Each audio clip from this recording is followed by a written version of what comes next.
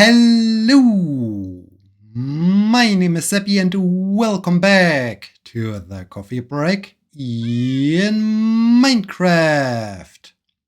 Today is Tuesday, June 10th, 2025. I am back. I am back indeed from my trip to Japan. It was fantastic. It was downright amazing. I do have so many things to talk about, but first I must say hello to the cat. Cat, how are you? Did you miss me? Yes, you missed me? Hope you're happy to see me again. It's definitely time for a salmon. Cat, your favorite fish, a salmon. Are you totally overwhelmed that I'm back? Here, have your fish. And you start to purr right away. Okay, so cat seems to be happy to see me again. Let's see if my bees and my salmon are also happy to see me again. Salmon seem to be happy. My bees are, I guess, industrious. They're producing some sweet honey. That's cool. I returned yesterday early morning. I landed shortly after 5 a.m.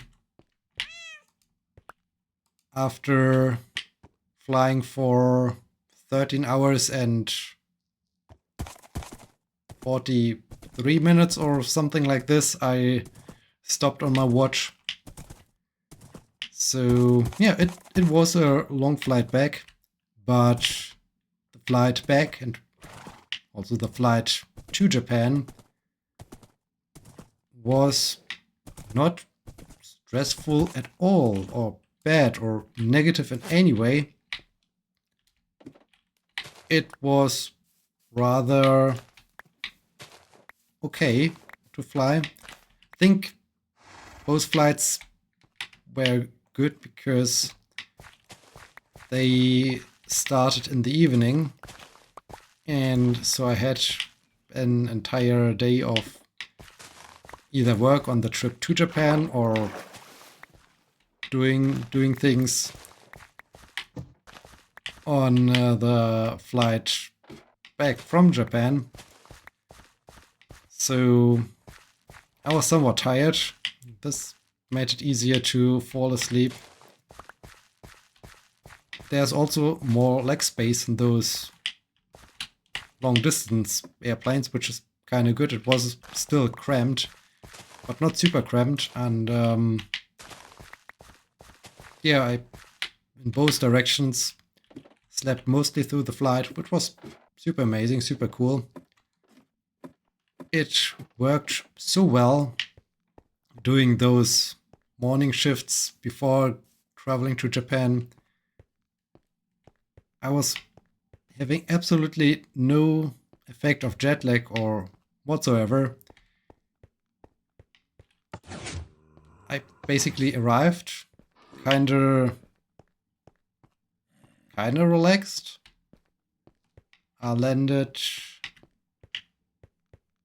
I don't know, 4:35 p.m. or so, and yeah, but it was fine. I was ready to get going, and also though the way back, sure, I was tired, but not like feeling completely off today. I'm more feeling off that I'm back here in Germany and not in Japan, because Japan was really amazing. As said, so many things to talk about. This will fill lots of episodes until I'm done speaking of all the great things I experienced in Japan. Yeah, so can really recommend. Can fully recommend to travel to Japan. I have to agree with all those other folks, and I think that's a common theme. If many folks are saying a certain thing, certain situation, certain music, certain experience is great, and they're mostly right in the end. And so they were with Japan. I mean, I never doubted that Japan is great, but it never really was on my top priority until my partner traveled there for their work and research. They're now on the flight back, so they left 2 days after me and will return tomorrow or land tomorrow morning. Unfortunately, I can't welcome them as they welcomed me when I arrived in Japan because I have to work early morning tomorrow. But Thursday and Friday I'm off from work, so I can see them right away tomorrow afternoon, which is great. After we have spent after we've spent 3 weeks together, it's really that even saying goodbye even for 3 days was difficult, and I miss them a lot now. So yeah, it's good that it's just a couple of days. As I arrived in Japan in late afternoon, I was welcomed by my partner. It was so convenient. The flight landed and the airport itself seemed so calm and empty. This was so surprising as it's super big international airport. I landed in Tokyo Haneda, and it was so comfortable, so convenient. No stress. Everything was easy. Even getting through immigration or so was kind of easy. They gave us during the flight already some documents we had to fill in and had to hand over to certain stages of the immigration process, like do you have something some goods you bring to Japan, or why are you immigrating, how long do you stay, and basically they didn't even took a real look at it. They quickly gave me the stamp into my passport, or label into my passport, that I do have this temporary permit to stay in Japan, and that was it. So it was still super convenient. The only weird thing I found was, okay, soon I think I can start an own journey here, getting back to my villagers. The only weird thing was that because you're not allowed to bring certain goods to Japan, they casually checked the... I can start to take down Spring Wonderland, I guess. They casually started or checked the luggage of the arriving passengers by having someone with a dog walking in between the folks standing next to the baggage claim conveyor belt. And the dog sniffed everything. So this felt a little bit like, okay, you try to make it as less direct as possible, but still it's kind of annoying to run around with your dog. Anyways, everything else was super convenient. I was so happy to see my partner again, who welcomed me with lots of Japanese snacks. Japan food is so delicious. You mostly think about sushi, maybe ramen. There's so much more. They have such a plethora of food, and everything is It's really delicious. Sure, I tried one time Japanese sushi, but I'm not so much, and I'm not really big into sushi lately. So yeah, it was good. It was definitely better quality than what we get here. But not being completely into sushi anymore, it wasn't mind-blowing either. It was not too like my Italian pizza experience, where I then couldn't have pizza anymore here in Germany because it was too good in comparison to what we get here. Sushi was also very nice and very delicious, but I think I will talk about the sushi when we get to the day of the sushi.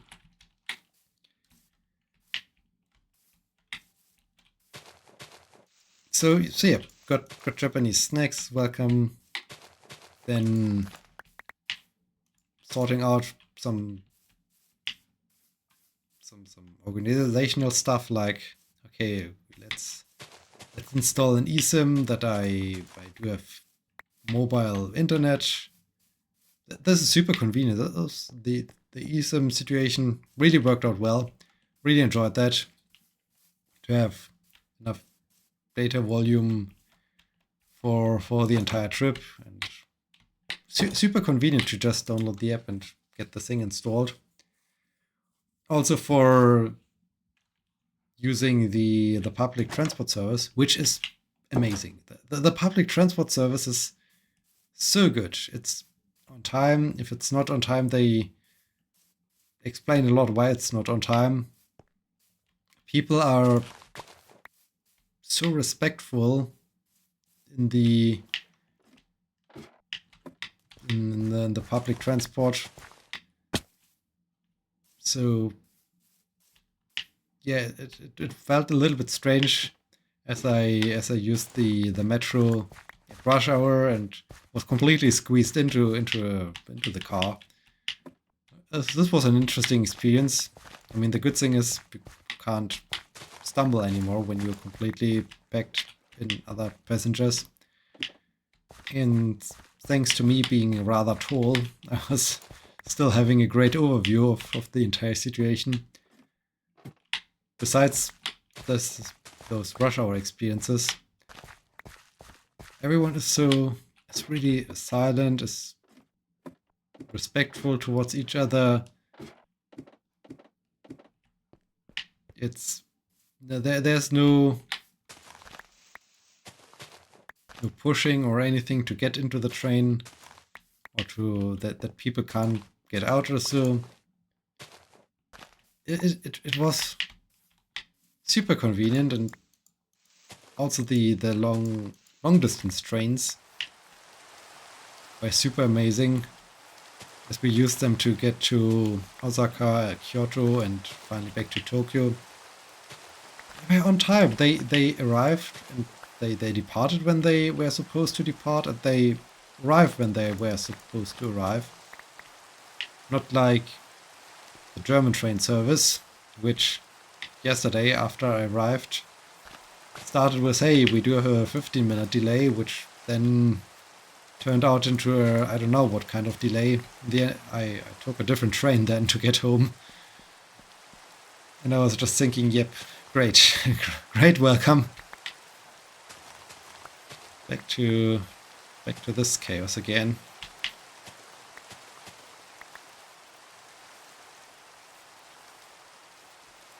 So yeah, for using this train service, thanks me being an iPhone user, it was super convenient because you simply could add an additional card or a ticket thingy to your wallet app on your iPhone, and give credit on it, so that you can just at every stage when you change at the station, or when you arrived at the station, you first check in when you leave or when you enter a train station, then you check out again, and just subtract whatever the fare is for the distance you traveled. And by having it on the smartphone, it's so easy when, okay, I ran out of money or so. They did lend me out instead of looking then for a machine to give credits to the real card. I just could do it with my smartphone. So this was also so convenient and worked so well, and was also kind of super cheap because you only paid for what you really traveled, and not like, here you buy your one ticket and no matter how many stations you go, you just pay the same price. That was cool. Yeah, we after having spent at the very, very relaxed airport, which was really cool, we started the journey to my partner's place. It was... I can't really recall so much of the trip there. I was just so happy seeing my partner again. Also taking in a little bit the scenery. But yeah, we eventually got there. It was really a beautiful place they got from a friend where they could stay. We later went out for first, on the one hand, a little bit for a walk, and at the same time also for some dinner. We had okonomiyaki, which is super delicious. It's not like a pancake. It's more like some egg dish with some salad or so inside of it, fried, with very delicious sauce on top of it. You can get it just the basic variant, or you can also get it with meat or so. So yep, this was amazing start, especially as we were in a very small little okonomiyaki place. There was also one of the locals who were then super curious about us and where we're from, and one of his favorite dishes apparently is fried potato salad. It was kind of interesting, and he really wanted us to try this, so he ordered this for us. It was very good. It was very good to have fried potato salad with cheese, I guess. So it was cool. It was really a nice arrival. And yeah, then I don't know the sequence, the events anymore, but I think right after arriving, I met my partner's flatmate, who was super nice. We did some cool things together over the time I've been in Tokyo. I will tell more about this when it's time to do this. But yeah, so everything's super convenient, everything's super cool. I wonder how many uncool things Endermen have done here.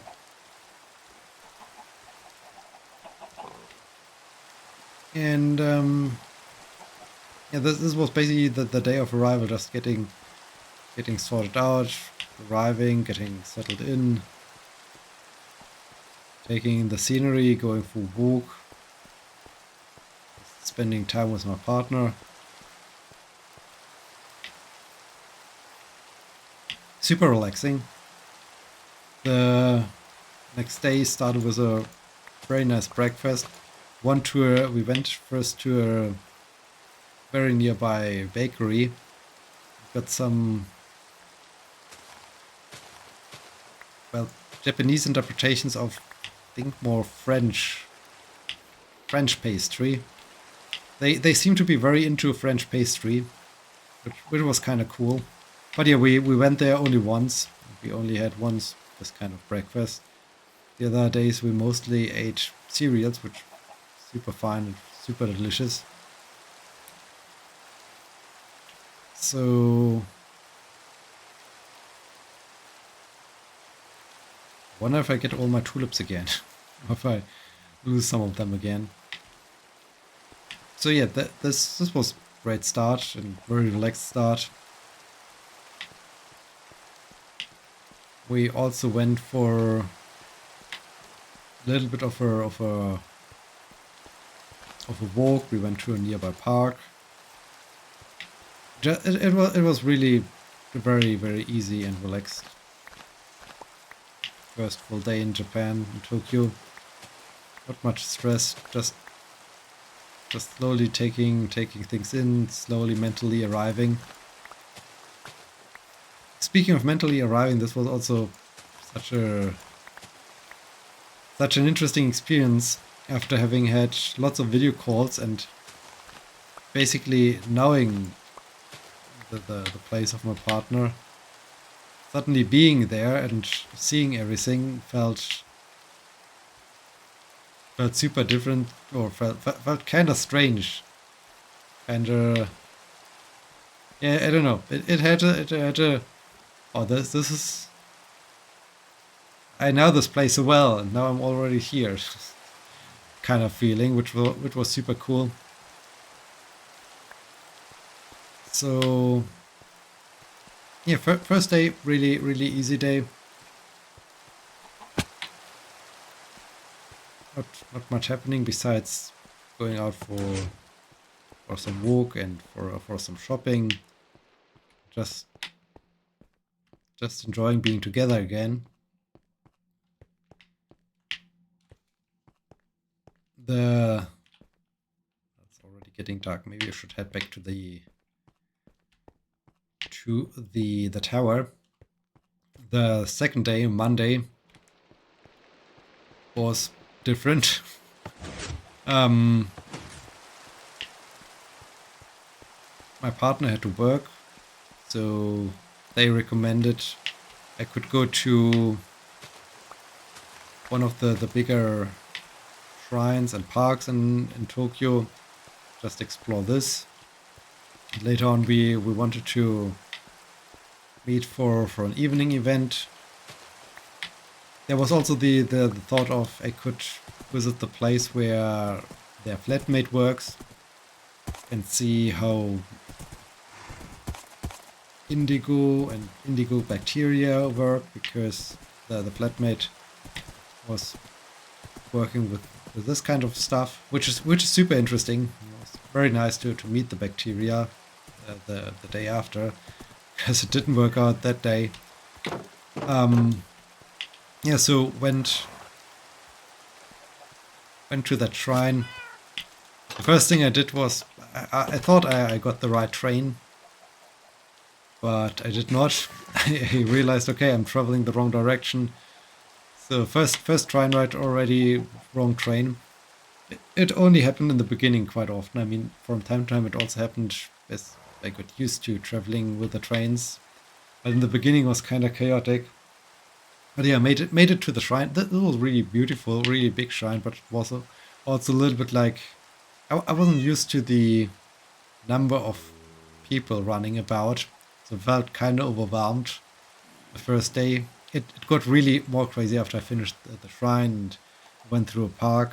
I continued on and I thought, okay, I can walk to the district called Shibuya.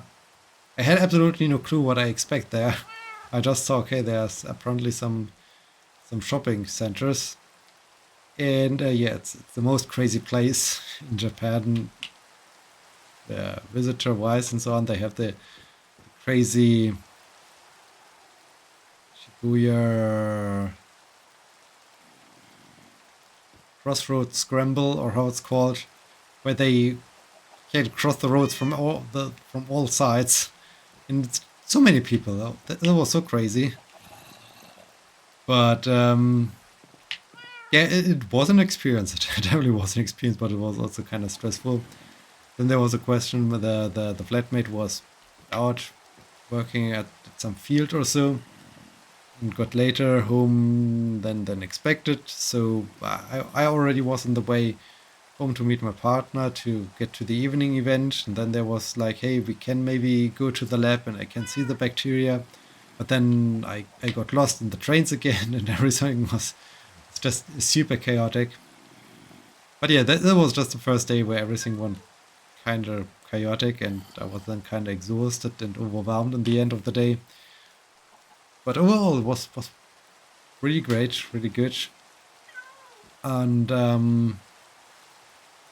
yeah, I think that's where I will leave it for now. So there's so much more to talk about. I hope you enjoyed the first lots of Japan related episodes.